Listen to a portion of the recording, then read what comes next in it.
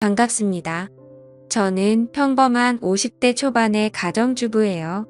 얼마 전까지는 조용한 동네 단독주택에 살고 있었는데요. 아이들 학원 근처에 괜찮은 아파트가 나왔더라고요. 사실 아파트는 공동체 생활이라 감수해야 할 것이 많다고 들었었거든요. 그런데 아이들도 이제 다 크니 학교 가기도 번거롭고 친구 만나러 가기는 불편해 하더라고요. 아이들 학교와 학원도 멀어서 그간 제가 데려다 주곤 했었거든요. 그래서 이차저차 남편과 상의 끝에 그 아파트에 입주하기로 마음먹었습니다. 아파트 신축 공사가 완료되자 저희는 처음으로 아파트 생활을 마주하게 되었어요. 전원 생활에서의 조용함과 안락함, 개인적인 생활에 대한 이로움은 없었지만 좋은 시설과 편리성은 정말 최고더라고요.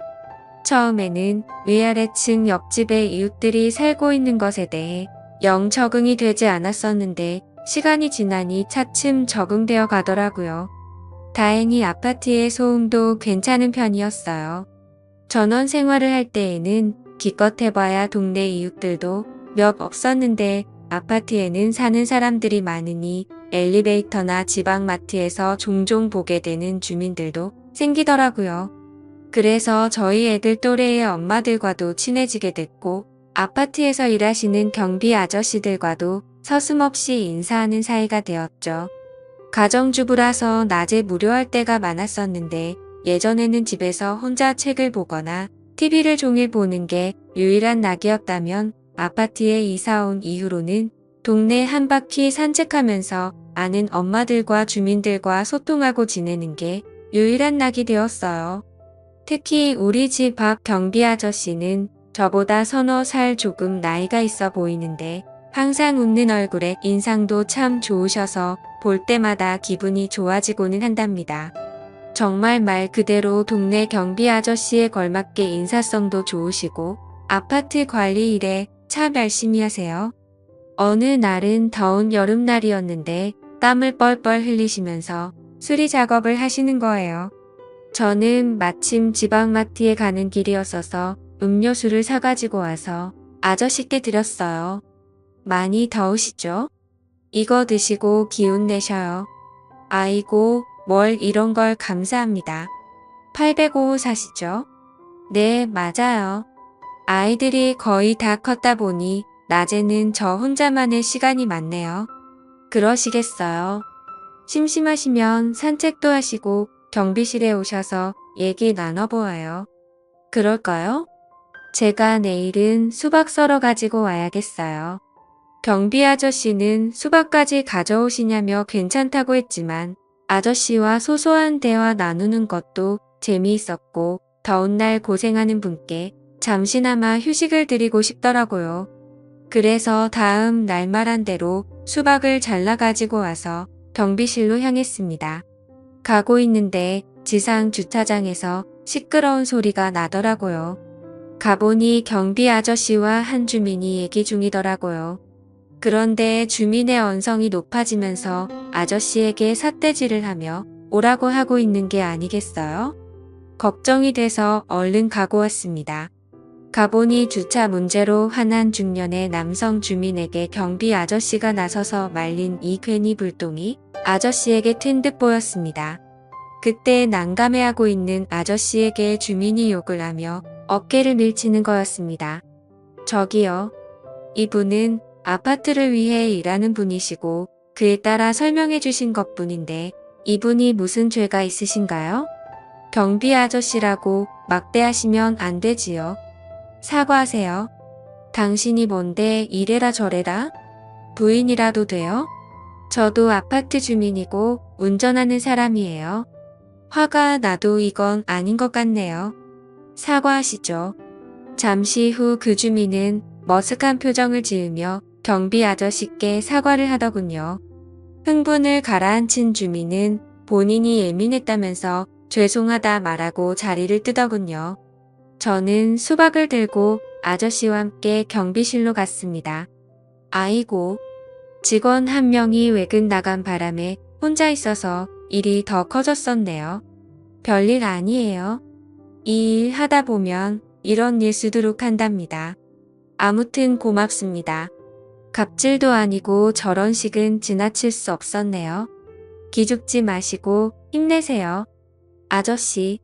평소 늘웃는 표정이 아저씨였었는데 그날은 회의감이 되셨는지 속상한 기색이 엿보였습니다. 아저씨와 수박을 먹고 있는데 그때 아저씨에게 전화 한 통이 걸려왔어요. 딸이더군요. 딸이 대학생인데 공부를 열심히 잘한다고 하더라고요. 이번에 장학금도 타왔다고 하더군요. 경비 일을 하시는 아버지 보고 조금만 참으시라며 본인이 졸업하고 취업해서 용돈만이 드릴 거라고 하더라고요. 알고 보니 아저씨는 오래전부터 아내와 사별했고 딸 하나를 홀로 키웠다고 해요. 남자 혼자서 딸을 키웠으니 얼마나 고생이 많았을까요? 생각해보니 딱 하더라고요. 그리고 열심히 살아온 경비 아저씨가 대견해 보이고 응원해주고 싶었어요. 그래서 좋은 말 많이 해줬습니다. 그날 이후로 저희들은 친구처럼 더욱 가까워진 것 같았어요. 낮에 시간 나면 음식을 들고 그곳에 찾아가곤 했습니다. 동시간대에 같이 일하시는 분이 계실 때 더욱 화기애애해졌는데 그분이 좀 화통하고 지구진 면도 있으시더라고요. 어느 날은 저희 둘이 연인 같다며 막 문감을 하시는 거예요. 그런데 아저씨는 어쩌고 하면서도 기분이 싫지 않은 듯 보였어요. 저도 왜 그런지 모르겠는데 싫지 않더라고요. 그렇게 하루하루 지날수록 아저씨와 자주 만나다 보니 집에 있는 바깥 한밤보다 하루를 함께하는 시간이 더욱 긴 것처럼 느껴지더군요. 하긴 우리 남편은 아침과 저녁 늦게 밥 먹을 때만 보잖아요. 요새 아저씨와 나누는 대화가 재밌고 그 시간이 너무 좋은 나머지 남편은 뒷전이 되더군요. 한 번은 남편이 조금 일찍 퇴근한다고 했었는데 아저씨와 대화하느라 시간 가는 줄 몰랐어서 깜빡 잊은 게 아니겠어요? 그래서 후다닥 집에 가서 대충 있는 반찬으로 저녁을 주기도 했네요. 남편에게 한 소리 들었습니다. 근데 남편이 바람났냐며 요새 제가 들떠 있어 보인다는 거예요? 저는 그런 거 아니고 앞으로 밥 잘 챙겨줄 테니 조용히 하라고 했습니다. 저는 그때까지만 해도 그냥 단순히 좋은 친구 한 명 생긴 거라 생각했거든요. 그런데 사람이 마음을 한번 먹으면 확연히 달라지기도 하는가 봅니다. 문제 그날이었어요. 제 마음속에 진심을 확인하게 된 날이요. 남편이 출근을 하고 11시쯤이었을 거예요.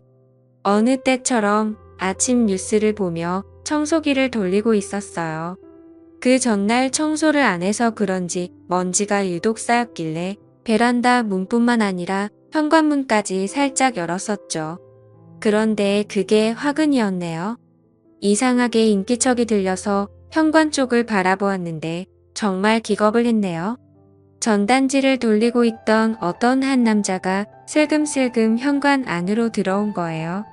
그런데 단순히 호기심이었는지 다행히 제가 소리를 지르니 바로 뛰쳐나가더라고요. 새 아파트이고 공동현관 비밀번호도 있는 집인데 누군가 들어올 거라는 건 상상도 못한 일이었어요. 저는 너무 놀라 주저앉았고 잠시 후 경비 아저씨에게 호출을 했어요. 아저씨는 괜찮냐고 하면서 저희 집으로 달려오셨어요. 아저씨는 아무 일 없어서 정말 다행이라면서 그 남자 얼굴을 확인했으니 다음에 출입 못하도록 주시하겠다고 하더라고요. 아저씨의 말을 듣고 안심이 되면서 눈물이 쏟아졌어요. 그러자 경비 아저씨는 저를 위로해주다가 갑자기 저를 좋아한다며 제게 고백을 하더라고요. 사실 저도 그 아저씨가 마음에 있었고 그 상황에 저를 위로해주는 모습에 더 마음이 가고 말았죠. 그래서 저도 대답을 했습니다. 아저씨, 저도 제 마음을 잘 몰랐었는데 저도 아저씨를 좋아하는 것 같아요. 그렇게 저희는 서로의 마음을 확인한 후 다음을 기약했습니다. 아저씨는 혼자 있지만 전 가정이 있는 여자로서 질책을 받는 건 맞다고 생각돼요. 그렇지만 이제서야 제 운명을 만난 것 같은 느낌은 저만의 착각인 걸까요? 조건이나 모든 걸 따지지 않고도 그 사람 자체가 너무 좋은 게 저는 인연이라고 생각되는데 혹시 가정이 있는 분 중에 이런 느낌 받으신 적 있을까요? 지금도 제 머릿속에 박한 남편은 한 개도 생각이 나질 않아요. 온통 아저씨만 떠오르고 제가 정신 나간 건지 그냥 연애하는 기분을 느껴서 그런 건지 정말 여러 의견 듣고 싶네요. 지금까지 제 사연을 들어주셔서 감사드립니다. 구독과 좋아요 부탁드려요. 감사합니다.